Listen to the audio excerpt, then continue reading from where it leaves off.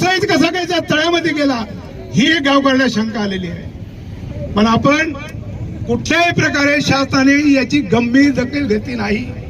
म्हणून आज आम्हाला गावकऱ्यांना भर उन्हातानामध्ये या ठिकाणी रस्ता रोको करावा लागत आहे.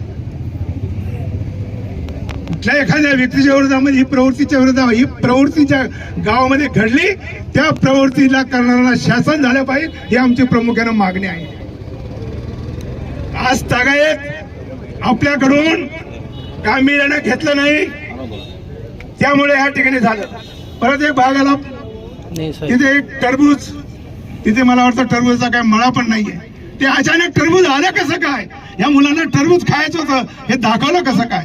आमची एक विनंती आहे, ज्यांच्यावर संशय आहे त्यांना तुम्ही चौकशीला घ्या, त्यांना ताब्यात घ्या, त्यांना तुमच्या पद्धतीने उलटे पालटे प्रश्न विचारा.